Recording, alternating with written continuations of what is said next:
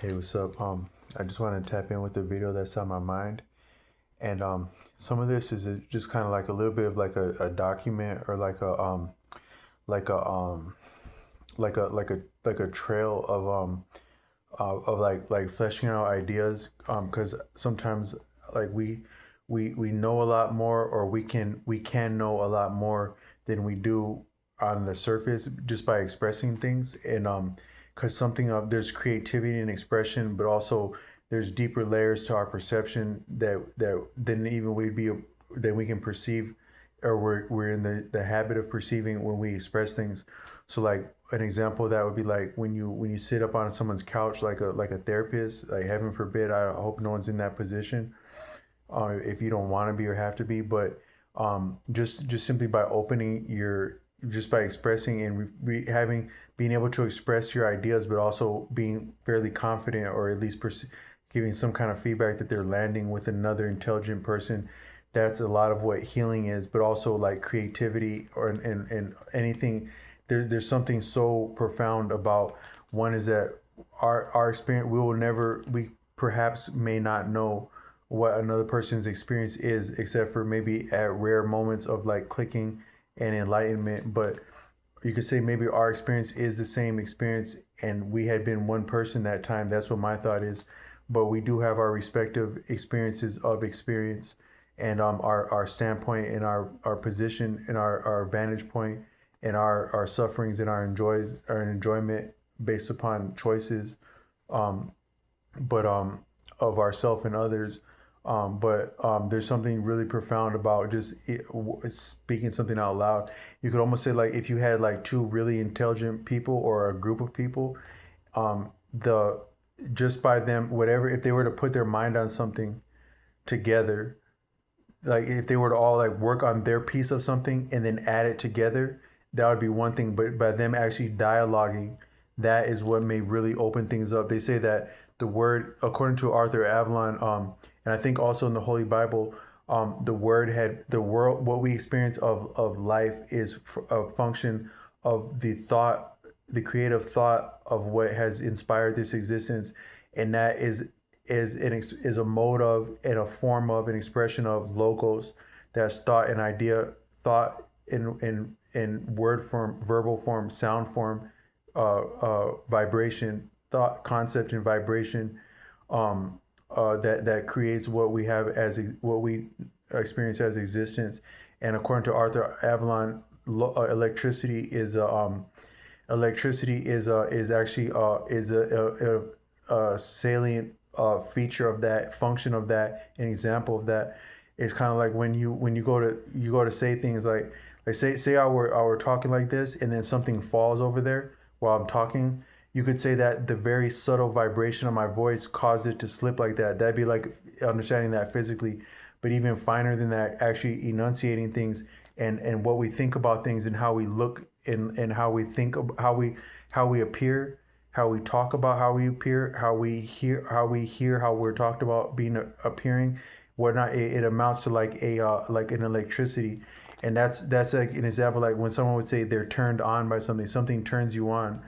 There's I think that there's an electrical component to that, especially I have a reason in other videos that your feet would have to do with that, I think.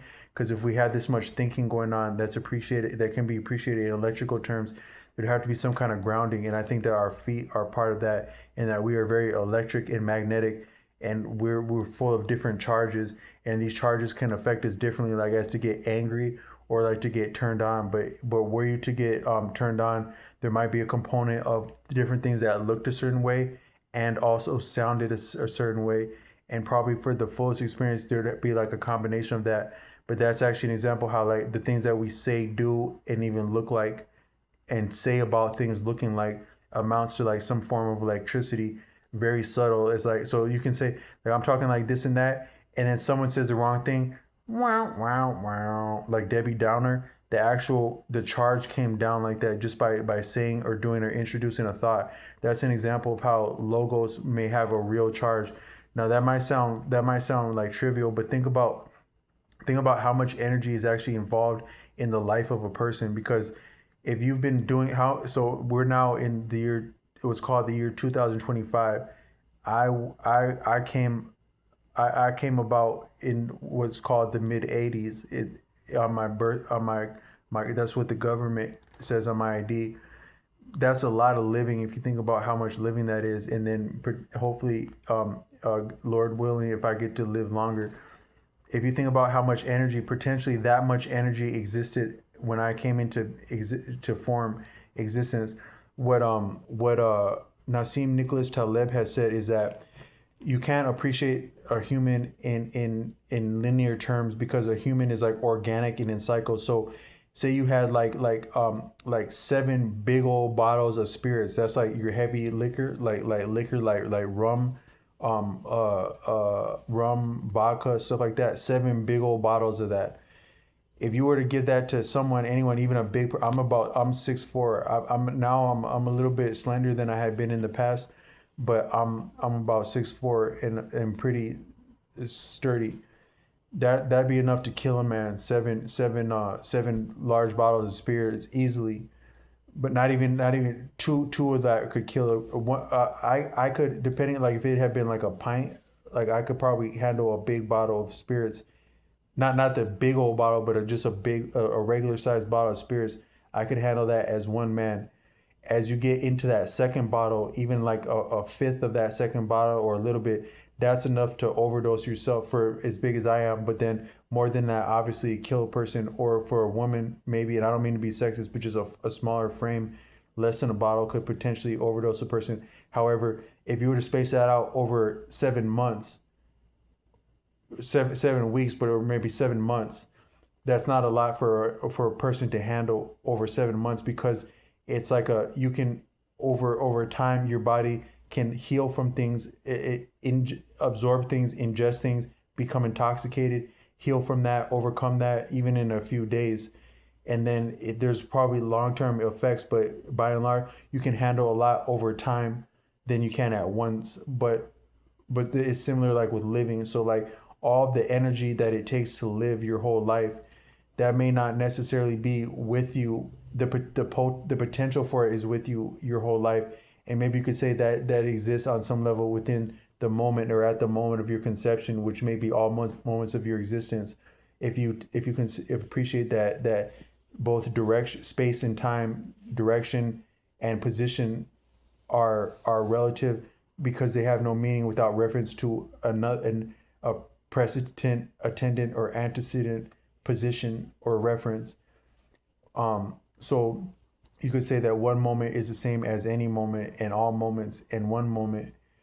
Um, but that might be an exercise in semantics. But the energy that would take to exist over a lifetime, it may not be, it may be latent in your whole existence or at your conception, but it's not expressed that whole time. And it's so I'm not saying that, but all I'm saying is that it's a lot of energy to be alive. But if you think about that much energy being present at the conception of a person, and then one word turning a person on to be aroused and be able to conceive a child, or turning them off and making them forget about conceiving a child, that's a lot of potence in the things that we say and do. A lot of charge potentially in just in something like a word.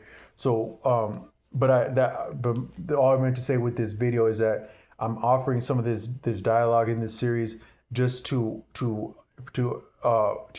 work the facility and the skill of enunciating and fathoming ideas, that the one informing the other with those two, but then also making like a record of some of the thoughts I've had, and actually like fleshing things out and maybe coming back to it, like taking like almost like a video note, but also landing it and offering it publicly so that it can be, so I can be careful when I'm speaking, but also like it's not just like talking in a corner. Like you actually, the perception or the confidence that you are and will be landing a statement is part, I think, of culling up that capacity to reason and create and understand by expressing, when the expression is real, and the network or circuit of communication is viable and active.